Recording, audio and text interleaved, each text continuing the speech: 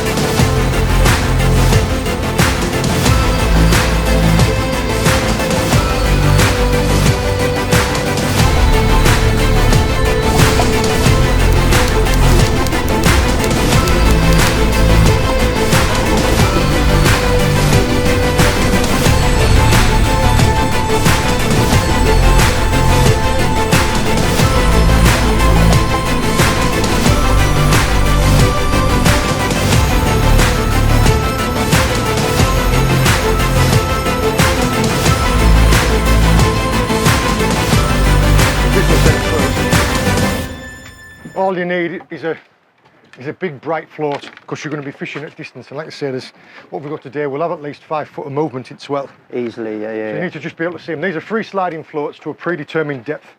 You'll tie a stop knot onto your leader. And we've got, this will probably be about 10 foot of trace, and then what have you got, 3 foot of, best part of 10 foot of trace body with I want to say a 6 ounce lead. 8s they are, mate, for the deep ones, yeah. Right, I change the depths, the further they go back, the heavier the lead. And you've got probably 3 foot of hook length there in between. Now, I'm going to ask you, I'm going to explain why I do it, but I'm going to ask you if you've got any different reasons. Reason why I have 2 different parts, a trace body and a hook length, is because this is what sees the most wear. These are interchangeable. Definitely. And also sometimes you get an awkward hooked fish where you want to, well, you instead of T-barring it out, you have to pull the trace through. Yeah. But everything is always done with a barbless circle. It's so much easier just to be able to unhook them, because you can unhook them so quick.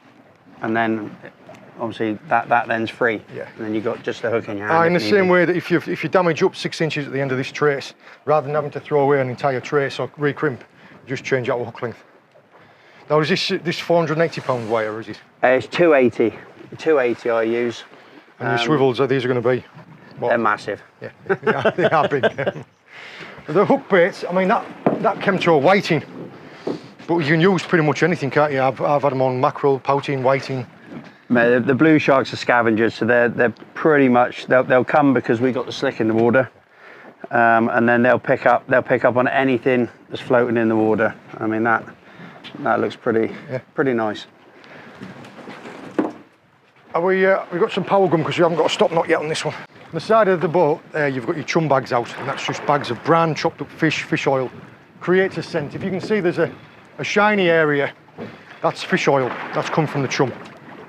The sharks swimming around in the sea around here, as soon as they come into that chum trail, they'll follow it to where the scent comes from. As they're following it, they'll find our bait. Now, as the chum comes out of the bags, it will start to sink. So the further away you go from the boat, the deeper the chum will have got to. So generally, your further floats away are your deeper floats. And you just set them to whatever depths you think that the sharks are going to be at. You set them at 30 foot, 60 foot, 80 foot. I mean, obviously, if you're only fishing in 80 foot of water, you can't set them any deeper than that.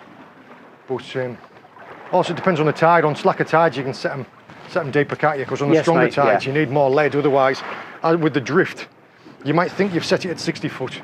With the drag of the tide, the bait might only be at 40 foot. I'm assuming that this is an 80-pound mono rubbing leader, or is it heavier?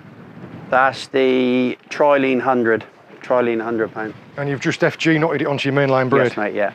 What have you got in here? Is this 60 pound mainline braid? It feels quite thin. It's the Fireline.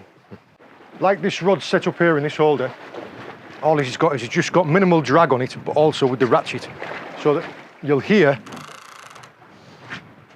there's 2 different types of bites that you're going to see. You're either going to see a positive bite, where the float just buries straight under the water, or you'll see a negative bite, like a drop back bite. been that if a shark picks up the bait and the weight and comes up in the water, the float, instead of sitting up cocked, will generally lay up flat. Or if it starts to move to a side, or you can sometimes get them where they just take hold of the bait, but they come towards the boat. So if you notice that your floats are getting closer together, that could be an indication that a shark's picked one of them up and it's moving up the slip.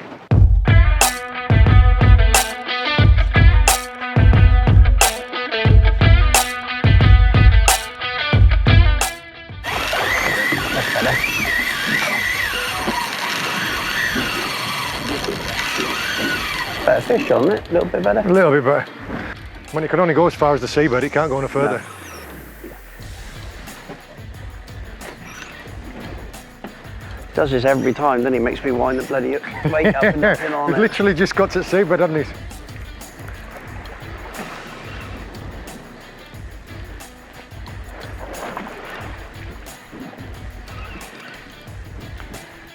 Yeah, I don't think it was that fish that we saw. No, it's gone too deep, hasn't it? Well, not only that, there's a bit more weight to it, yeah.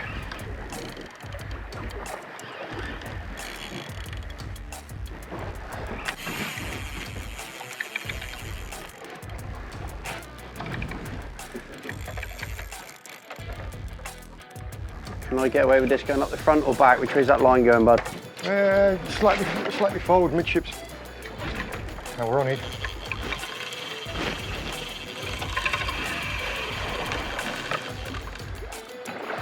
All I'm doing here is I'm making sure that I don't let the line touch the side of the boat.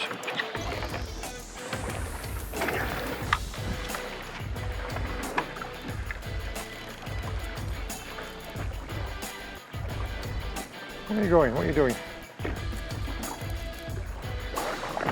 Sometimes you can tell by the fight whether or not they're ready for another run, because you'll see that they'll kind of come in slow and then they'll do a couple of quick movements, so you'll feel a couple of little jabs and then they'll scream off. Generally you get that second of weightlessness in the rod, then you think, oh, and then off it goes. Because it's much better to play them out properly so that you're dealing with a more subdued fish when you get it to the side of the boat. There's no point, this also goes back to using the right gear for I'll it. leave this back here, mate. Because if you're using gear that's far too heavy, you bring the fish to the boat before it's ready. So there's more thrashing, there's more chance of the shark damaging itself against the side of the boat or damaging you, and it's just better all round if you properly play them out.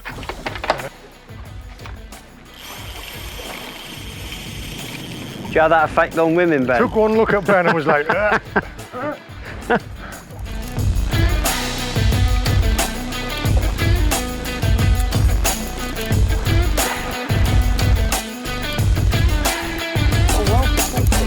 Really well.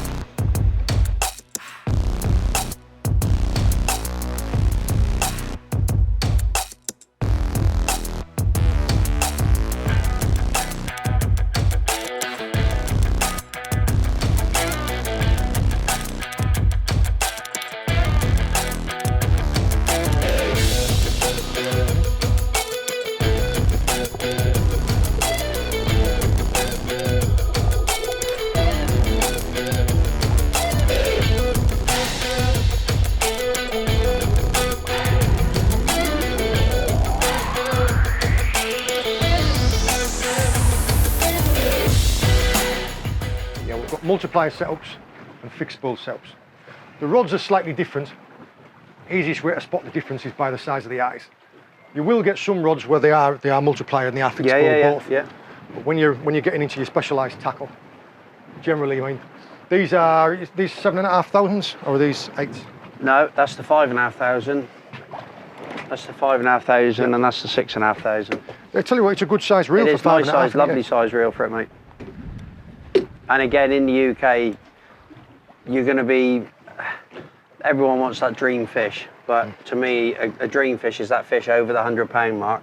The majority of fish, 60, 50, 60, 70, 80 pounds. There's no point sort of going. Outfit. You want to be able to enjoy your fight instead of having heavy duty stuff where you just can't do nothing with them. You just literally wind the handle.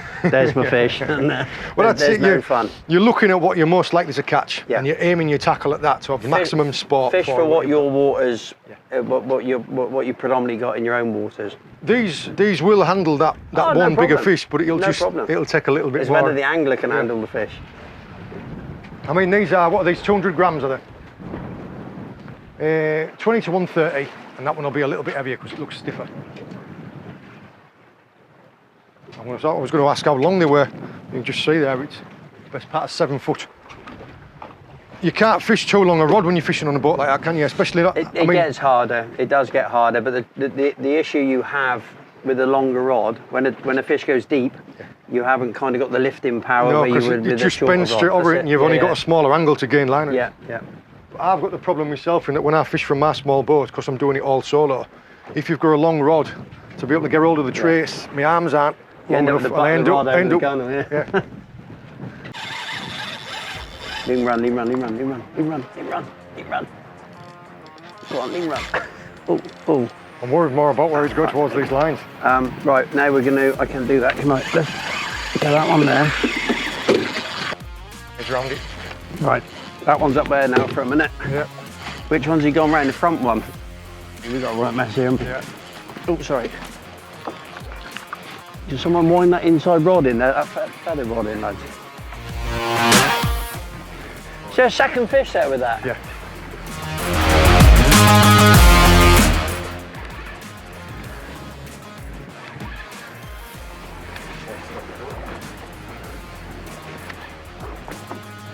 Do you feel even more still if I do this?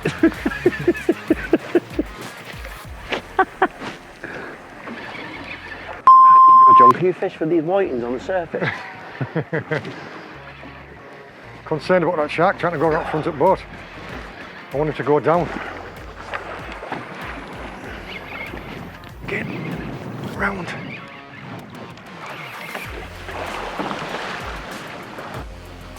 Johnny, baby, you know. Be a small one. Which way's he gone, pal? He's going down, but he's underneath the front of the boat.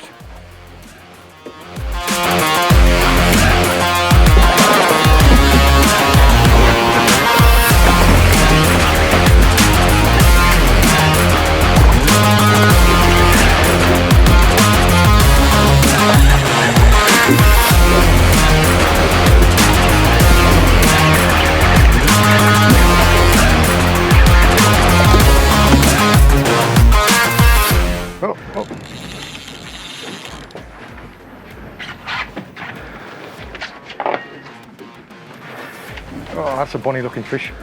It's only small like, but he's a good one.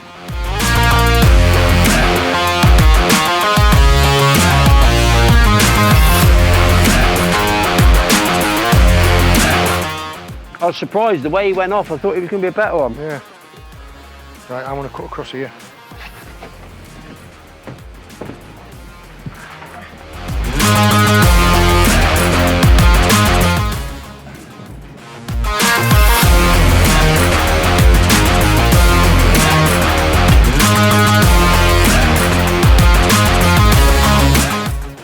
The tide today, we've got wind against tide. We've only got a couple of hours left. Till about 1 o'clock, and then the winds. At the moment, you've got the winds coming from the west. The tide is going to the west, so it kind of holds you, and it will squeeze you either to the north or to the south a little bit. But generally, you don't drift as fast. When you get the wind and the tide come together, then that's when you cover a substantial amount of ground. Then. Do you prefer fishing for sharks on larger tides, on spring tides, or on neap tides? I got to be honest, I don't think it makes as much difference nowadays as it used to. I think back in the day it used to be, I've got to have big tides for them. You've got to be covering miles and miles of ground. As I was learning, that's what it was always said. It was about covering the ground. Yeah. I think the main thing nowadays is to make sure where our slick is, you don't want any breaks in your slick. You want constant slick going in. Yeah. I mean, I've got the 3 bags over the side, and I've got a hand chum as well that I throw in just to keep it going as much as possible. I tend to find you catch more poor beagles on the smaller tides as opposed to the big tides. Is that because they're not as active? I believe so, yeah. Yeah, I believe so. But I think nowadays as well, because everyone's got so much more information about sharks nowadays, with the science that's being put into the sharks. You learn as you go, but the key thing is nice fresh bait and a constant heavy slick. Keep that slick going in all the time. It's one of the things that I always try and recommend to people when they ask me about getting an introduction to shark fishing, is I just say, well, find an experienced charter skipper. Yeah.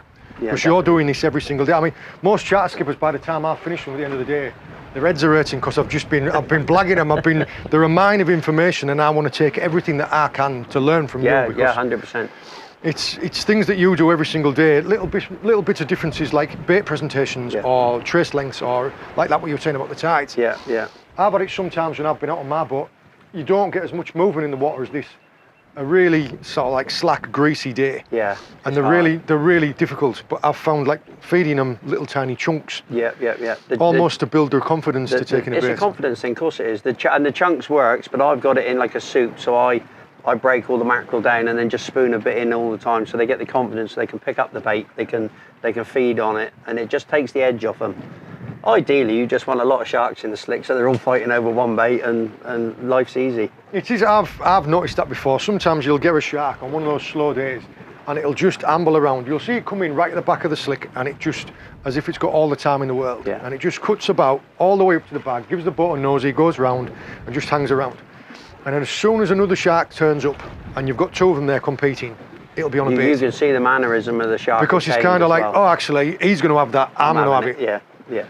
So just by having more sharks in the slick, I mean, obviously it's common sense that if you've got more sharks, you're going to catch more fish. But no, if you've got more sharks, they're more likely to take a bait because they're competing with each other. Yeah. The water clarity that we've got here today, it's not too bad. I mean, I was watching them whiting coming up at best part of 15, 20 feet. Yeah, it's clear. We haven't had that all season. We have had a bit of a season this year where there's been a lot of like dead algae in the water, which becomes dirty. Yeah. And some days you're only seeing sharks 6-7 foot if you're lucky. Yeah, the last trip I did out of Falmouth, I had the wire in my hand and I couldn't see its back, and it wasn't until it turned over and it was bright green, and I was thinking, well, that's the algae. So as I explained earlier about setting the different depths, the furthest float away was the deeper one. Throughout the day, what I would do personally is I would fish them at different depths, and if all the fish were coming on a certain depth, I would think about moving the other rods to being closer to that depth. So if I had a deeper rod out and it hadn't had anything all day and every fish would come on the 10 foot, 15 foot rod, I'd think about making a couple of other... The issue you've got, whereas you're on your smaller boat down in Falmouth, you've probably got maybe 2 rods out, which is easy when you're on a charter boat. Yeah. Generally speaking, I got 4 or 5 rods out. So the last thing you want to do is settle your floats out at the same height, fishing all at the same depth, and you can guarantee that furthest one will go every time. So you've got to bring everything in. Yeah. So the idea of one is staggering it down through the water, because your chum, as it goes away from the boat, is going to go down through the water columns.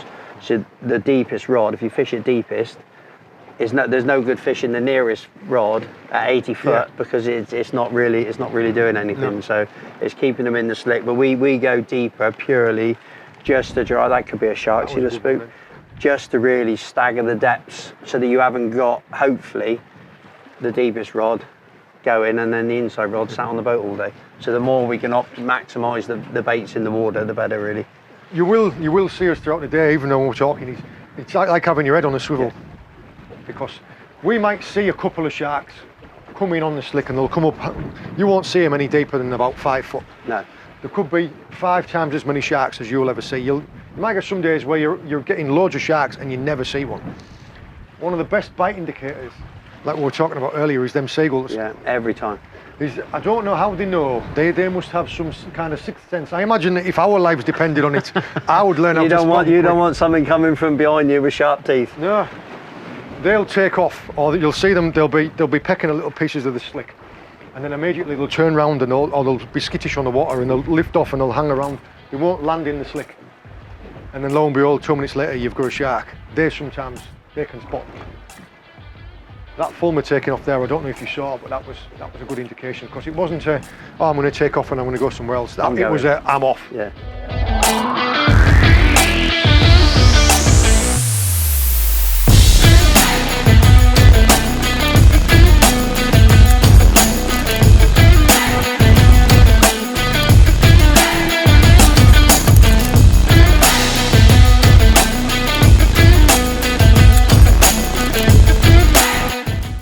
These guys are just perfection in miniature, but you can see, look at the width of the wrist of his tail. These guys are all about power. If the blue sharks are a greyhound, these are a pit bull. If you want to just slide that door open there, I'll just drop him back through.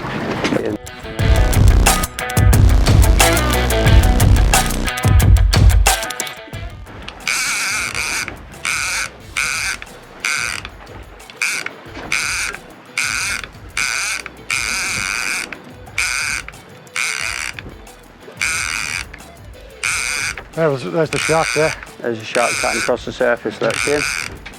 See the bait about 20 feet behind the float.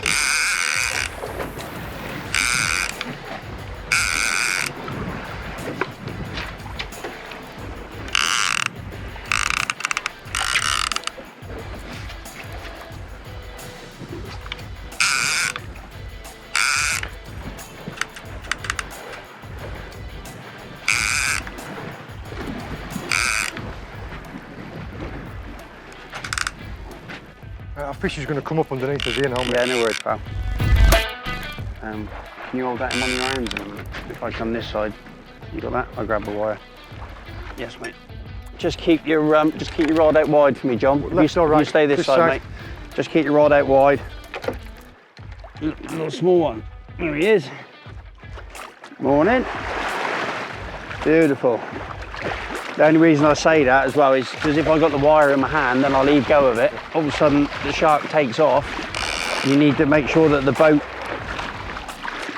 and the rod don't come meeting each other. You got the T-bar, John? Yes, mate.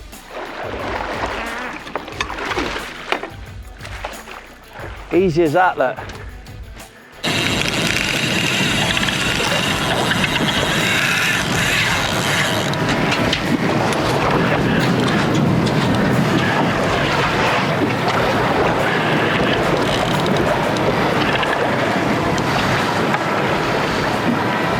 This would be a nicer fish to get a tag in. If you can pop that door, I can get a tag in this one. Yeah?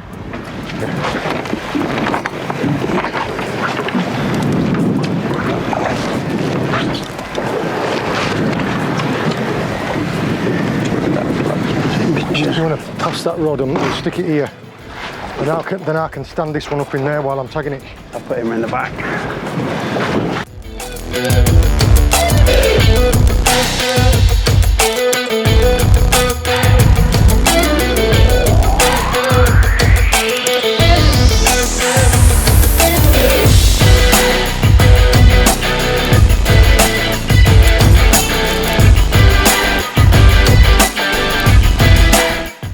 Just seen me tag that last shark. The last shark that we had to the boat was a suitable size to be able to tag. It was about 50 pounds.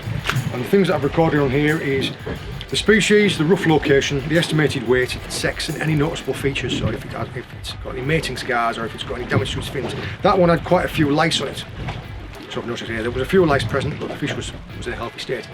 Perfectly hooked at the side of the mouth, released, straight away. Perfect. Now, if anybody recatches that shark, what they'll do is record the number. Record all those things that I've just said.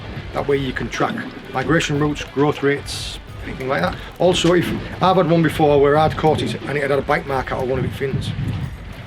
If, for instance, if it's caught again and that's healed over, it shows how well that they can survive different types of wounds.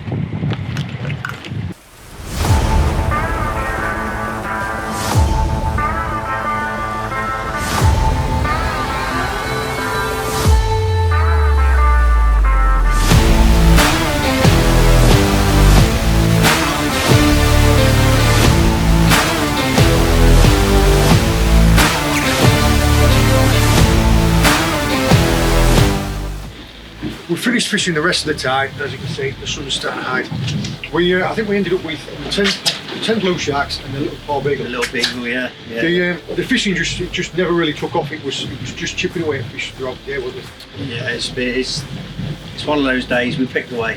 That's the main thing. Well, the conditions when we first go out, I think the swells at some point in time were good 8 foot. Yeah. You know that when you lose the horizon, that it's a big swell. And I found it really interesting. I mean, you're always learning. Every day is a school day. Yeah, definitely. And you were teaching me things today where I didn't even consider. So, yeah, it was things I didn't even know I didn't know. So thank you very much. It was a pleasure. I hope this has given you some type of an insight of what it's like to go blue shark fishing. I would definitely recommend it if you're going to be attempting this for the first time, possibly your own small boat, to find yourself an experienced shark skipper. Go them for a couple of times because it'll definitely teach you the best ways and the safest ways to do it. I hope you've enjoyed joining us. I hope you found it interesting. All the very best. See you later.